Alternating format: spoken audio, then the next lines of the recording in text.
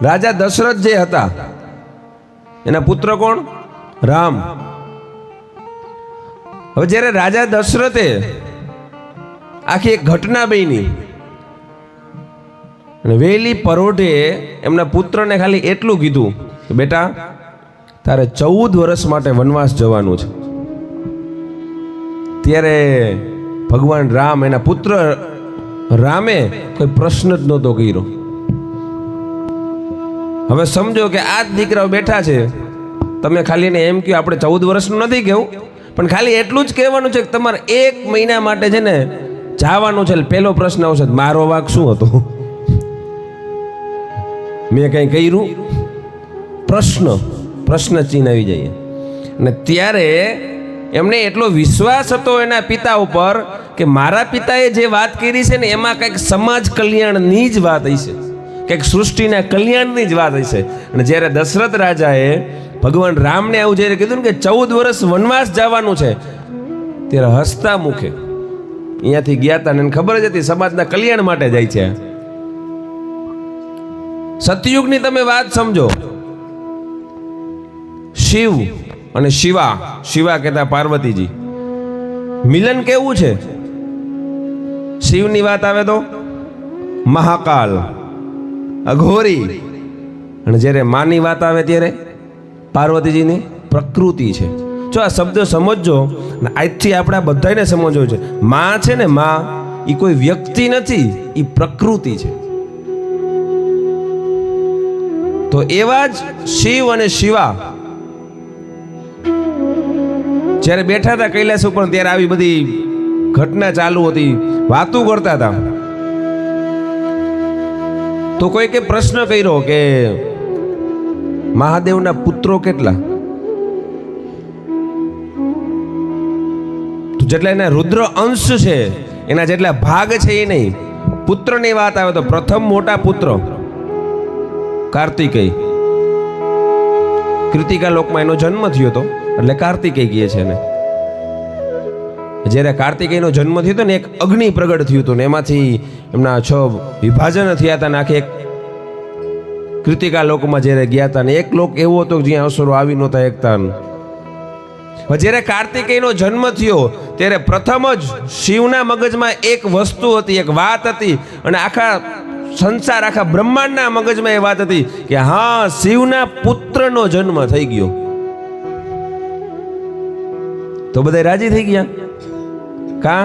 તો કે હવે તારકાસુરનો વધ થઈ જવાનો, કેમ કે શિવનો પુત્ર ને ઈ જ ખાલી કે વધ કરીએ કે.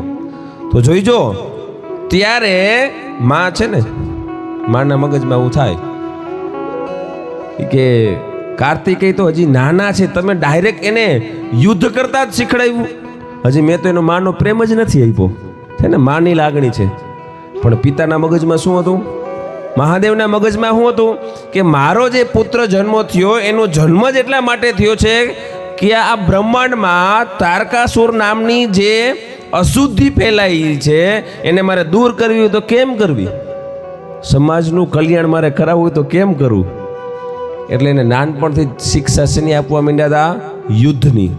પણ શેના માટે હતું? સમાજ કલ્યાણ માટે. પછી બીજા પુત્ર, બીજી દીકરી હતી, અને ત્રીજા પાછા પુત્ર ગણેશજી. હવે જો અહીંયા કેવી વસ્તુ છુપાયેલી છે. જો આ મા બાપનું ખાસ અત્યારે રેડલાઇન કરું છું કે જ્યારે ગણપતિ હતા એ શેના માટે? પાર્વતીજી એમ કીધું કે હવે કાર્તિકેય છે એને તો તમે કે ઉત્તર દિશા આપી દીધી આખી કે તમારે એનું રક્ષણ કરવાનું છે, સમાજ કલ્યાણ. કે મારું રક્ષણ કોણ કરશે? મારું અંગત, મારું પોતાનું રક્ષણ કરવું હોય તો એના અંગના મેલમાંથી એક સુંદર મજાની એવી પ્રતિમા બનાવી જેમાંથી ગણેશજીનો જન્મ થયો. અને જ્યારે શિવજી આવતા હતા તપ કરી અને માતા અંદર 16 શૃંગાર સજતા હતા, અહીંયા ગણેશજી ઊભા હતા. અને ત્યારે શિવજી જોઈને બહુ આમ અંદરથી હરખાય છે એમ કે મારો પુત્ર. એમને તો બધી ખબર હતી. અને ત્યારે જોવે છે ને આમને ખબર નથી કે આ મારા પિતા છે. ત્યારે આખી ઘટના ઘટે છે ને અંતે શિવજી ક્રોધાયમાન થાય છે અને હાથમાંથી ત્રિશૂલ, એના જે બાળક હતો એનું જે આજે મોઢું છે ને એને કાપવું નહોતું, પણ કાપવું પડ્યું ને એની વાહે સમાજ કલ્યાણનો જ હેતુ હતો.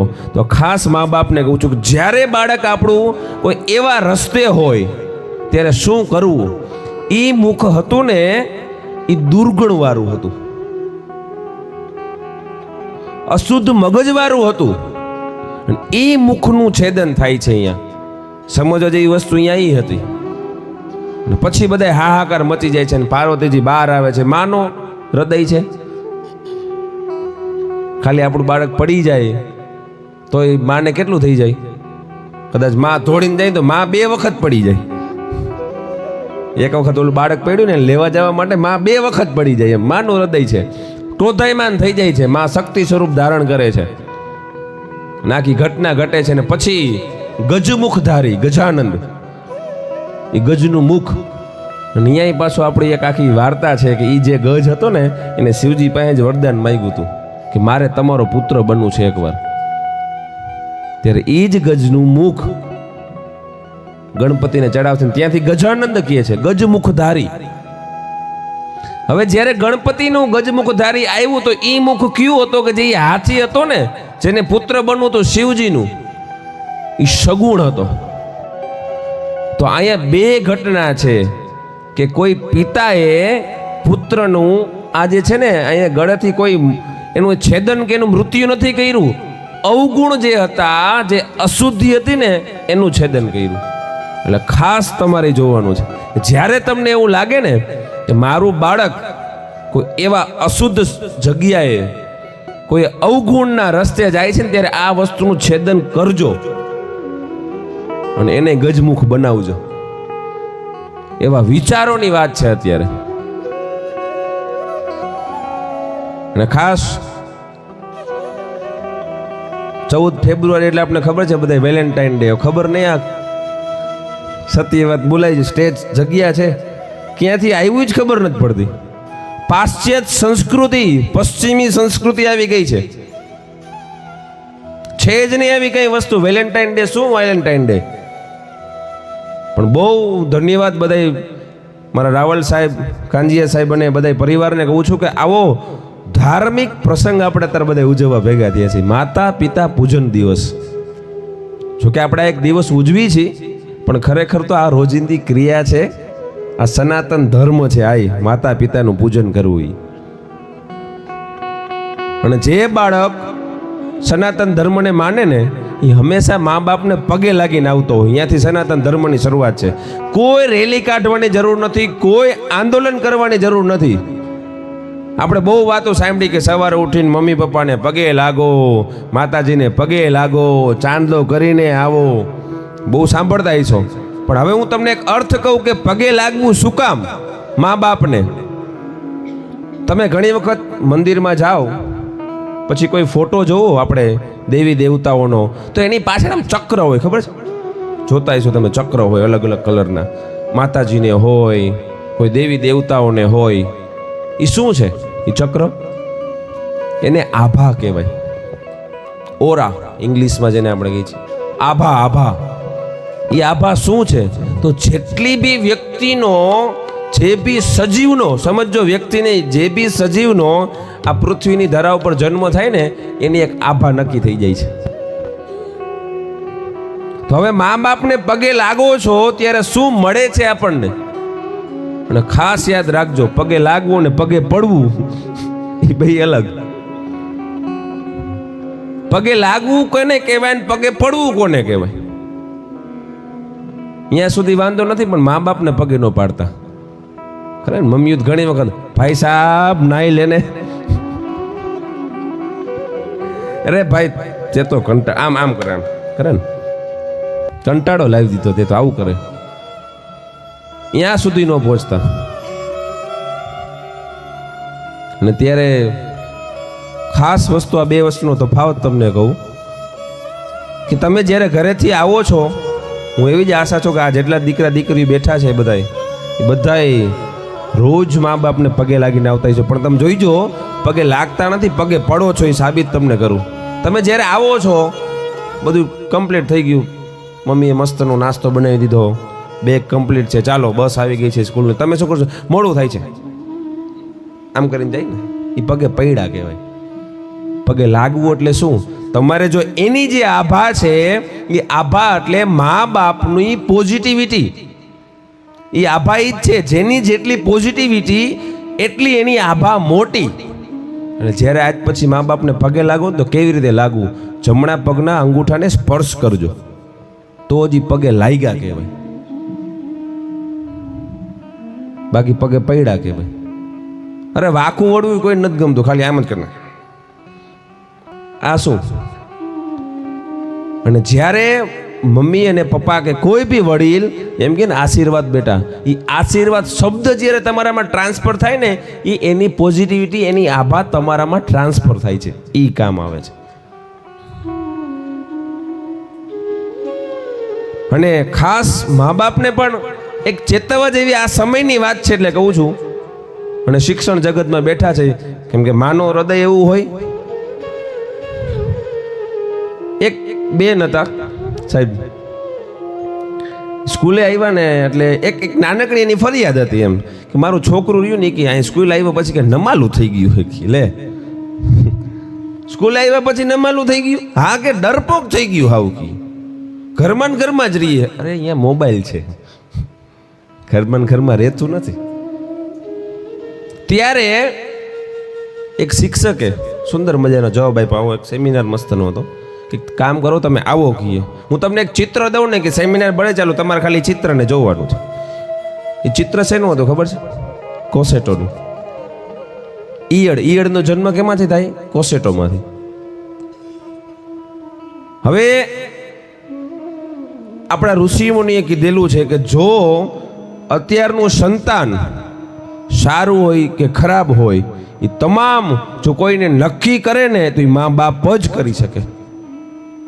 આપણે તમને મનમાં પ્રશ્ન થતો હોય છે કે બહાર જાય પછી અમારું ક્યાં ધ્યાન છે? ના, એ હોતું નથી. એટલે કોસેટો એને જોયું, આમ એક ચિત્ર હતું ને, આમ કોસેટો જોતા હતા એટલે એ કે જોવો કહીએ. જોયું, એમાંથી ઈયળે પેલા મોઢું બહાર કાઢ્યું. થોડોક સમય ગયો, જોયું આમ, હા, ઈયળ અડધી બહાર નીકળી ગઈ. પછી ઓલા બેન બેઠા હતા ને એને રહેવાનું નહીં. એ કે બિચારી કેટલી હેરાન થાય છે કે બહાર નથી નીકળી શકતી, કે કેટલી હેરાન થાય છે કે જો કે હૃદય હતું એવું. એટલે એને શું કર્યું? એક સળી પડી હતી, એ સળીથી થોડુંક આમ કોસેટરનું કર્યું એટલે ઈયળ ઝડપથી બહાર આવી ગઈ. બહાર લઈ આવ્યા એને કે હેરાન ન થવી જોઈએ ઈયળ. એમ બહાર આવી,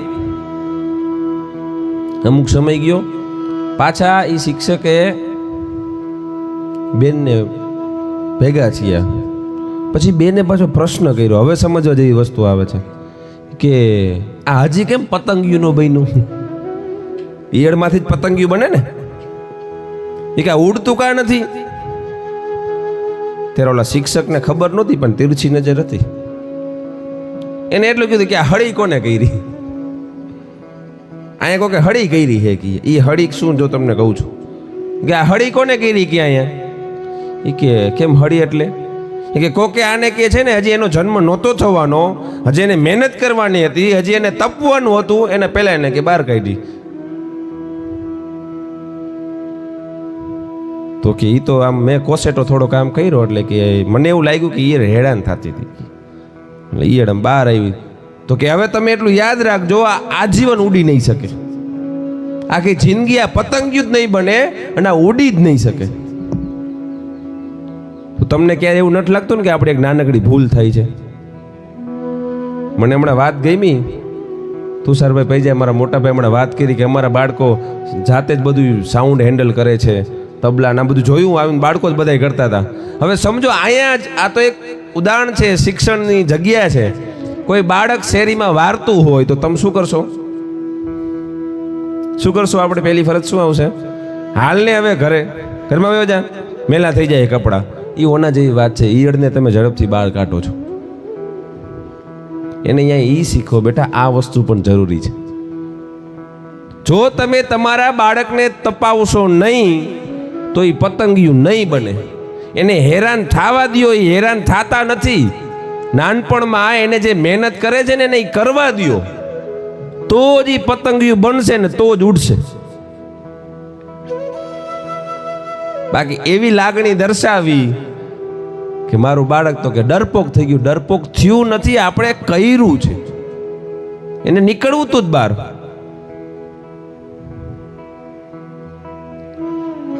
એટલે ખાસ બધાને એ પણ મારી અપીલ, માતા પિતા બેઠા છે, વડીલો બધાય, કે તમારું બાળક જ્યારે તપતું હોય ને ત્યારે એને તપવા દઈજો. અને 3 ઋતુ શું કામ કીધી છે આપણી? શિયાળામાં આપણે શું કરી? છોકરાને એટલું પહેરાવી દે, કાન ઓલું, અરે એને ઠંડીનો અનુભવ કરવા દ્યો. ઉનાળામાં શું કરી? એસી ફિટ કરી દઈ. અરે ભાઈ એને તાપ લેવા દ્યો. ચોમાસામાં અરે બેટા તને કે હું ગાડીમાં મૂકી જાઉં ને રેનકોટ, કે મેં રેનકોટ ને પ્રકાર આવી ગયા કેટલા. આટલો છાંટો એના શરીરમાં ન જવો જોઈએ. અહીંયા આવી ગયો હવે તો, નકર મોઢું જ ખુલ્લું રહેતું હમણાં સુધી. અરે એને નાવા દ્યો વરસાદમાં, દરેક વસ્તુનો અનુભવ કરવા દ્યો.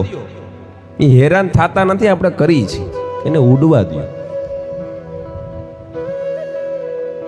અને ત્યારે જ એક ખરસ ખૂબ સરસ મજાનો એક પ્રસંગ મને અત્યારે યાદ આવે છે કે એક ભાઈ છે, એ કંદોઈની દુકાને જાય. મા બાપ પ્રત્યેનો પ્રેમ કેવો હોય. કંદોઈની દુકાને જાય છે એટલે કંદોઈને એમ કહે છે કે મને કે કિલો 1 લાડવા આપો ને કે. એટલે કંદો એને આપે છે, હલ્યો કે લાડવા કી મને આપે છે એમને. પછી કંઈક લાડવા શું કામ કીએ? જોજો એ શબ્દ કેવો વાપરે છે ને એનો ઉપયોગ ખરેખર કેવી રીતે કર્યો. એટલે કંદો એથી એવું બોલાઈ ગયું કે લાડવા અત્યારે આ શું કામ લઈ જઈશું કે શ્રાદ્ધ હે કી. ત્યારે ઓલાએ કોઈ જાજો જવાબ નહીં, પણ એક મસ્ત વાત કીધી. હા કે શ્રાદ્ધ છે કી. હે કે? અને એમ કીધું ને ત્યાં જ ઓલા એના માતા અને એમ બહાર નીકળ્યા, આમ જાતા હતા દર્શને. એ કીએ તું એમ કે હા શ્રાદ્ધ છે, તારી માતા અહીંયા જાય તો છે કે તું શ્રાદ્ધ કોનું મનાવસ કીએ? એ કે શ્રાદ્ધ છે, હું તમને કહું કે હમણાં. પછી એને આપ્યું, વ્યવહાર પૂરો કર્યો આખો. પછી એને એક વાત સુંદર મજાની જે જવાબ આપ્યો ને સાંભળજો. શ્રાદ્ધનો એને જવાબ કેવો આપ્યો? એ કે હા કે હું એટલે જ મિષ્ટાન લઈ જાઉં છું. શું કામ ખબર છે? એ કે બધાય કરે છે એવું કે જ્યારે મા બાપ સ્વર્ગસ્થ થઈ જાય ને પછી બધાયને જમાડે, લાડવા જમાડે, ઓલા પાણી પાવા જાય, કાગડાને વાઈસ નાખે ને પછી બધું ભેગું કરવાની કોશિશ કરે, પછી પાછળ દોડવાની કોશિશ કરે. અરે હું મારા મા બાપને છે ને જીવતા જ બધું જમાડવા માંગુ છું. એને મને કીધું કે આજ મારે લાડવા ખાવા, તો હું લાડવા લેવા આવી ગયો છું. એમાં ઓલા ખાસ લીસા લાડવા, એ શબ્દ પડેલ બધાને એમ જ થાય કે આ તો દાડામાં જ વપરાય. અરે મારા મા બાપની ઈચ્છા હતી, એમાં મારી મા છે ને એક જ હાલી શકે ને મારો બાપ જે છે ને એ તો પથારી વશ છે. અને એને તો ખાલી છે ને આમ આમ એકથી બીજા રૂમમાં જવું હોય ને ત્યારે ડગલું નથી ભરી શકતા. કે તને મારા મા બાપની ખબર નથી કંદોઈ કીએ. એ જે જાય છે ને માં, એ દર્શન કરવા જાય છે ને મારો બાપ છે ને તો એક ડગલું નથી ભરી શકતો કે એને લાડવા ખાવાનું મન થયું તો એટલે હું લાડવા લઈ જાઉં છું. અને મારો બાપ છે ને એ કે બાજુની રૂમમાં જવું હોય ને તો એ ડગલું નથી ભરી શકતો. જ્યારે એને ખાલી 6 ડગલા ખાલી જવું હોય ને ત્યારે હું એને આમ ઉપાડી લઉં છું. અને આમ ઉપાડીને એને 6 ડગલા લઈ જાઉં છું ને. 6 ડગલા મારા માટે છે ને કાશી છે, મથુરા છે, હરિદ્વાર છે. 6 ડગલા મારા માટે આખું તીર્થ ધામ છે. મારે ક્યાંય નથી જવું. આ મા બાપની સેવા છે. અને ત્યારે સુંદર મજાના આપણે એવા ગીતો, એવા ભજનો સાંભળ્યા છે કે મા બાપને ભૂલશો નહીં શબ્દો. હે ભૂલો ભલે બીજું બધું, મા બાપને ભૂલશો નહીં. હયાતી હોય જો મા બાપની, હે જ્યાં સુધી મા બાપની હયાતી છે ત્યાં સુધી સેવા કરી લેજો. આ રૂપિયાથી મોકો નથી મળતો, રૂપિયા પડી વળશે એમને. એટલે બેટા ખાસ બધાને રેડ લાઈન કરું છું, તમે બધા ભાગ્યશાળી છો કે આ તે માતા પિતા પૂજનમાં તમે ભેગા થયા છો. તમે એટલા તો ભાગ્યશાળી છો. પણ આજથી હું એ પણ વાત કરવા બધાને માગું છું કે આજનો આ પ્રસંગ છે ને એ આપણો આજીવન પ્રસંગ ગણાવવો છે. સવારે શું કરો છો એટલે મનમાં સમજી લેવાનું કે અમે તો પ્રસંગ ઉજવી છીએ. કયો તો કે ધાર્મિક પ્રસંગ. કયો હું રોજ સવારે કે પ્રસંગ ઉજવું. શું તો કે માતા પિતાનું પૂજન કરીને પછી જ ઘરની બહાર જાઉં છું. ત્યારે એવું સુંદર મજાનું એક પદ લેવાનું મન થાય.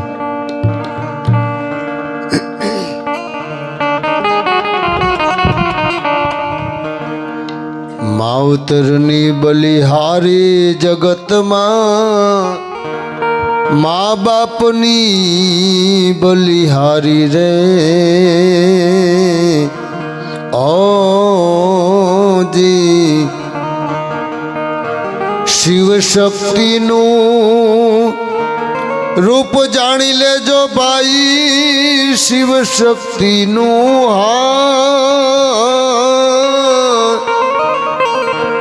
એ જ રૂપ જાણી લેજો ભાઈ, સેવા કરી લ્યો તમે ભારી જગતમાં. માવતરની બલિહારી રે.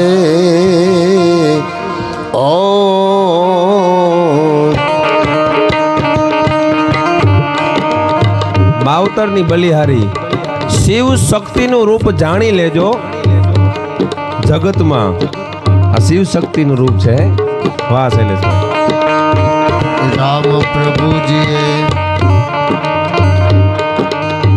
પિતાજીની ખાતર રાજને ઠોકર મારી રે. ઓજી રામ પ્રભુજીએ પિતાજીની ખાતર રાજને ઠોકર મારી રે. ઓજી કૃષ્ણ પ્રભુજીએ કંસને મારી. કૃષ્ણ પ્રભુજીએ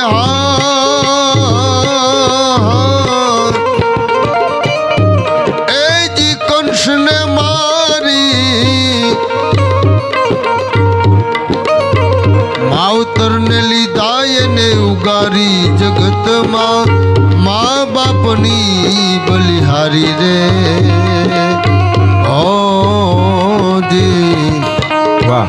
મા બાપની બલિહારી જગતમાં, મા બાપની બલિહારી રે. ઓજી કેવું સુંદર મજાનું અહીંયા પદની વાત કરે છે કે મા બાપના વચનના કારણે રાજને ઠોકરે મારી દીધું છે. કે આગલા દિવસે તો નક્કી થયું હતું કે રામ છે એ રાજા બનવાના છે, પણ એક વચન એક વાત ખાલી રાજા દશરથે એમ કીધું કે બેટા કે તારે 14 વર્ષ વનમાં જવાનું છે. ઠોકરે મારી દીધું રાજને. અને કૃષ્ણની જ્યારે વાત કરી કે કંસનો વધ કર્યો, કારણ કે જેના કુખે જન્મ થયો એ મા બાપ હજી જેલમાં હતા, એને ઉગાર્યા. એવા પુત્રની વાત કરે છે ભજનમાં. શ્રવણ કુમારે ખંભે ઉપાડી, મા બાપને તીર્થ કરાવ્યા રે. ઓજી શ્રવણ કુમારે ખંભે ઉપાડી, મા બાપને તીર્થ કરાવ્યા રે. ઓજી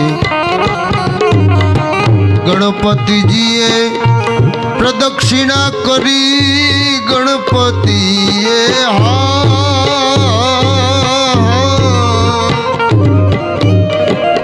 પ્રદક્ષિણા કરીને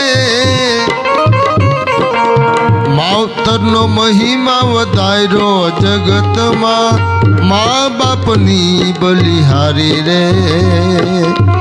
ઓજી મા બાપની બલિહારી જગતમાં, માવતર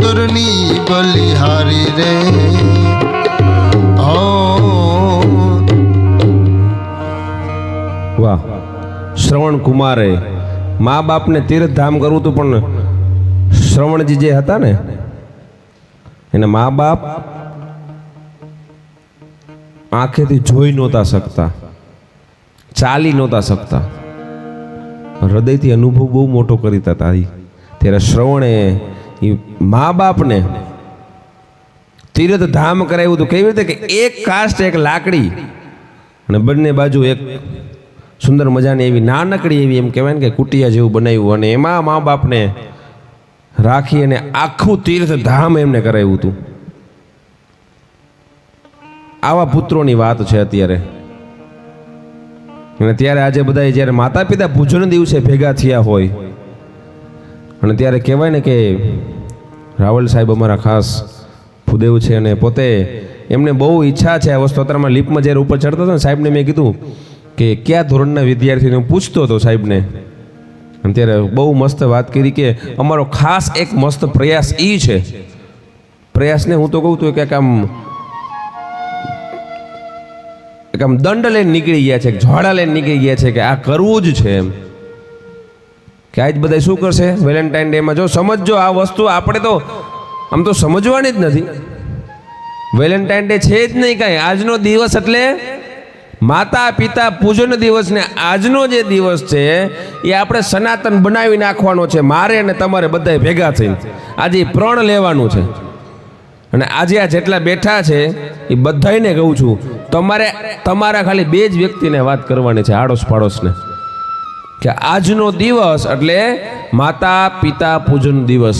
તમે કદાચ સ્ટેટસ ચડાવવાનો શોખ હોય ને, શુભકામના આપો ને ફલાણો ડે છે ને આ ડે છે ને, આજે લખવાનું છે માતા, આજે જઈને બધાએ પહેલું કામ આ કરવાનું છે કે માતા પિતા પૂજન દિવસની સર્વેને શુભકામનાઓ. આ શુભકામનાઓ આપણે બધાને પાઠવવાની છે. અને ખાસ પાછળ અમારી દીકરીઓ બેઠી છે એટલે મને યાદ આવ્યું કે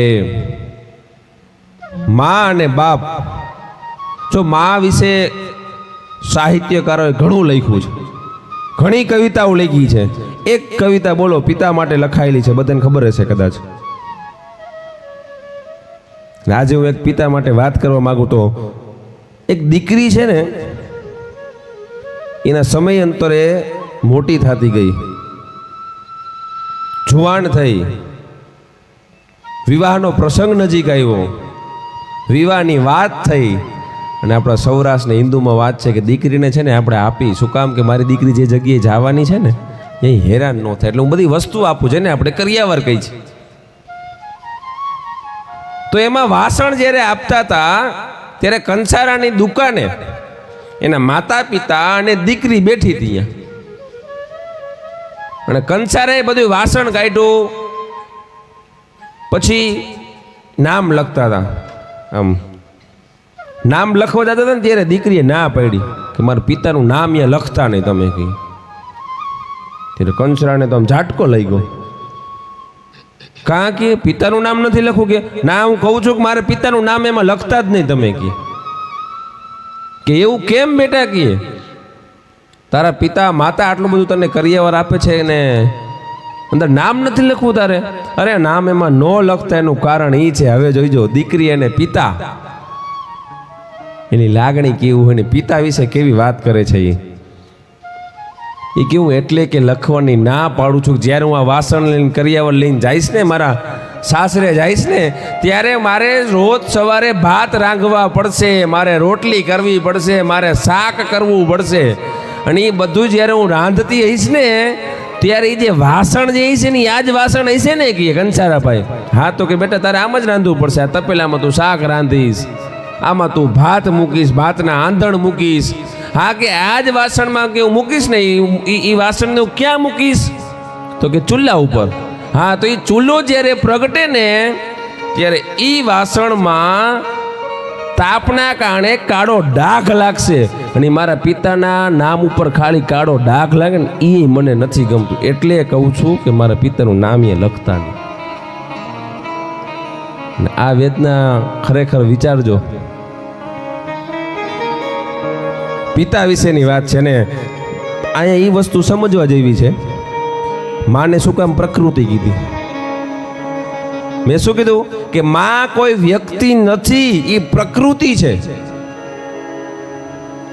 અને એના ફૂલ છોડ તમે બધા છો, સુંદર મજાના ફૂલ. આ પ્રકૃતિના તમે ફૂલ છો, પણ એ પ્રકૃતિનું સંવર્ધન કેમ કરવું, આ ફૂલનું સંવર્ધન કેમ કરવું, એ ફૂલને, એ પ્રકૃતિને, એ બગીચાને કાંઈ ન થાય ને, એ કોઈ ધ્યાન રાખવા વાળું હોય ને તો એ બાપ જ છે, માળી. કે પ્રકૃતિને કાંઈ ન થાય, એના ફૂલ છોડને કાંઈ ન થાય. ઘરની અંદરનું ધ્યાન રાખવું એ માનું ફરજ છે. અને હવે તો હું તમને કહું છું છોકરાઓ, ખાસ કે તમારી એટલી જ ફરજ છે, ખાલી રોજ જો હું તમને ગમે ને એવી એક વસ્તુ કહું છું, તમારે બધાએ કરવાની છે. આવી રોજ મા બાપને પગે તો લાગતા જઈશો. મેં હમણાં જ વાત કરી, પણ પગે લાગવું કેવી રીતે એ હવે તમારે નક્કી કરવાનું છે. મેં હમણાં કીધું કે અત્યારે લગી કદાચ પગે પડતા હશો, પણ હવે ખાસ છેલ્લે એ વાત કરીને વાતને વિરામ આપું કે તમે પગે લાગજો, પણ રોજ ન પૂછો, પણ 7 દિવસ થાય ને 7 દિવસ ખાલી એટલું, ખાલી મમ્મી પપ્પાને પૂછવાનું કે મમ્મી પપ્પા મજામાં ને? તમને કાંઈ તકલીફ તો નથી ને? હું જે ભણવા જાઉં છું એનાથી તમને સંતોષ છે ને? હું જે કામ કરું છું એનાથી સંતોષ છે ને? તમે મને સાચું કહી દો ને એકવાર.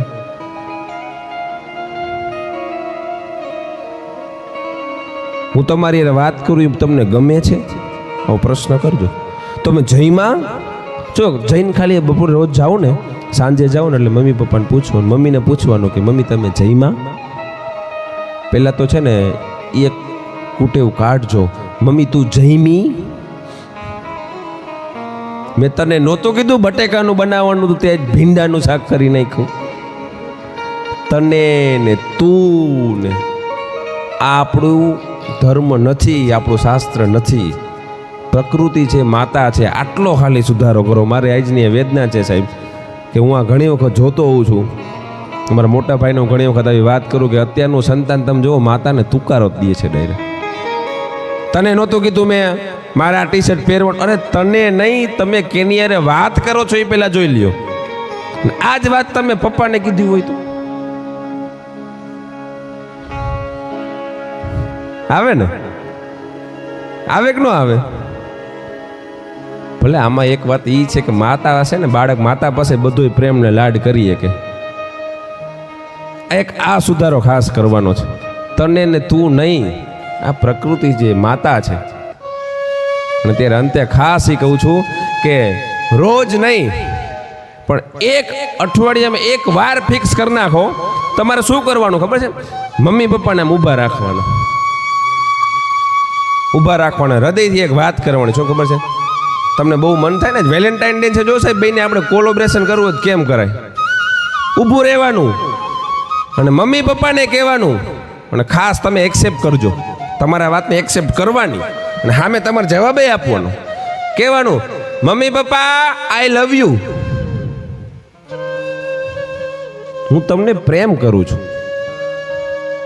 અને હજી આમાં એડ કરવું હોય ને વધારે તો આમ કહેવાનું કે મમ્મી પપ્પા હું તમને પ્રેમ કરું છું ને, હું તમને જ પ્રેમ કરું છું. આ જ શબ્દને ભાર લગાડજો. અને ત્યારે તમારે સામે જવાબ પ્રત્યુત્તર આપવાનો છે. બાળક છે ને ઘણી વખત પ્રત્યુત્તરની રાહ જોતો હોય. હા કાંઈ વાંધો નહીં, જવા દે. એ પગે લાગે ને ત્યારે ઘણી વખત તરત મમ્મી પપ્પા એવું કહી દે, એટલે પછી બાળક ડિમોટિવેટ થઈ જાય. પગે લાગે, હા વળી આજ સવારે સારું સપનું આવ્યું છે, વળી પગે લાગ્યો આજ તું.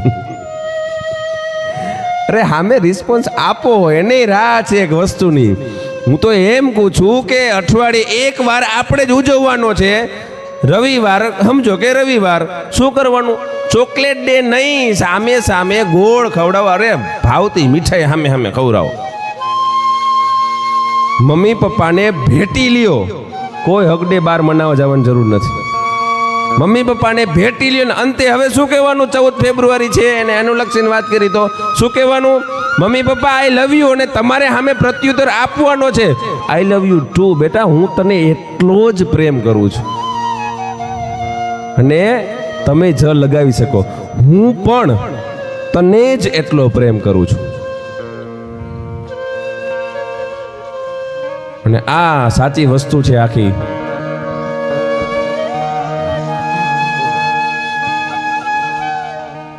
અને ત્યારે આજે ખૂબ સરસ મજાનો પ્રસંગ જ્યારે આપણે બધે માણતા હોય ત્યારે માતા પિતાના પૂજન વિધિ જ્યારે આપણે ત્યારે કરવાની છે ત્યારે એક સુંદર મજાના આપણે એક આભા અને ઓરાની વાત કરવાની છે.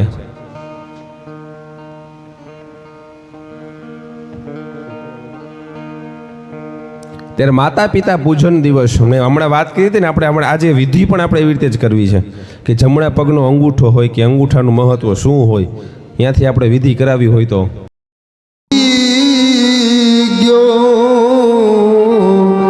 કાળજા કેરો કટકો મારો આજ હાથથી છૂટી ગયો. કવિતા છેલ્લી કડીમાં આખો ભાવ પૂરી દીધો. દીકરી પાત્રની વાત કરું છું મિત્રો. હવારની વાત કરું તો અહીંયા આવતો હતો ને, થોડુંક જમાઈ જાય ને તો દીકરી એમ કે કેમ પપ્પા તમે થોડું જઈમાં, કેમ પપ્પા આજે આમ કર્યું, કેમ પપ્પા. દીકરી ધ્યાન રાખશે, દીકરી ઉપાધિ કરશે, એ દીકરીનું પાત્ર. તમે તમારાથી જ વિચાર કરજો કે દીકરીમાં દીકરામાં કેટલો ફેર. ભલે દીકરો છે એ આપણું ટેકો છે પણ દીકરીને તો ન જ પોગે ભાઈ. એમ છેલ્લી કડીમાં કવિ દાદે આખું પ્રાણ પૂરી લીધો. આપણે લાંબી વાત નથી કરવી કારણ કે છેલ્લી લીટી મારે ગાવી છે. જાન ગઈ લૂંટાઈ ગયો મારો લાડ ખજાનો, આજ મારો સૂનો માંડવ થયો. લૂંટાઈ ગયો મારો લાડ ખજાનો, મારો સૂનો જાન ગઈ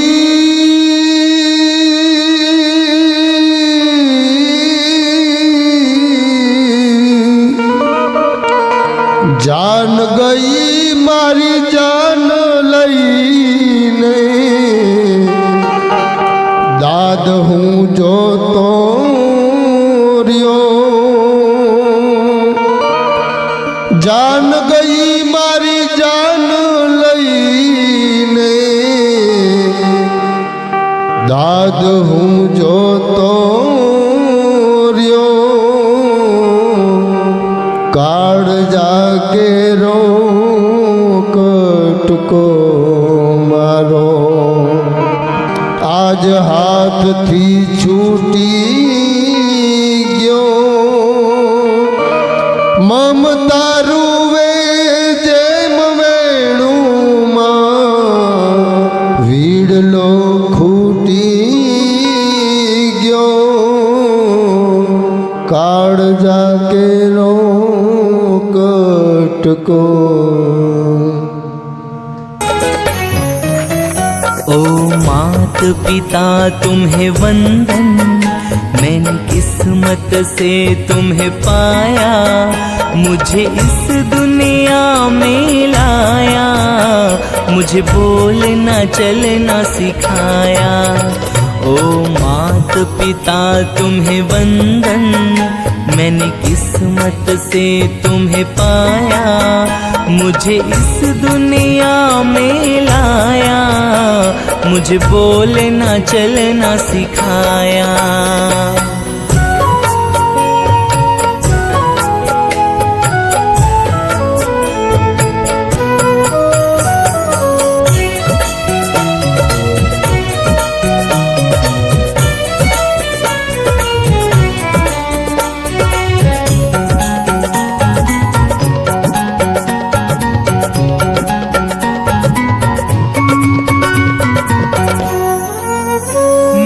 जब से जग में आया, बन तब से शीतल छाया, कभी सहलाया गोदी में, कभी कंधों पे है बिठाया।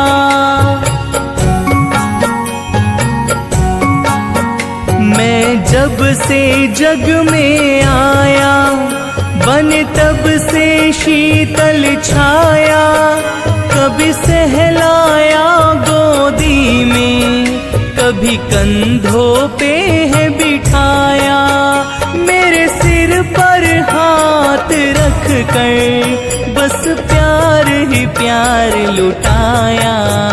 ओ मात पिता तुम्हें वंदन, मैंने किस्मत से तुम्हें पाया, मुझे इस दुनिया में लाया, मुझे बोलना चलना सिखाया। ओ मात पिता तुम्हें वंदन, मैंने किस्मत से तुम्हें पाया।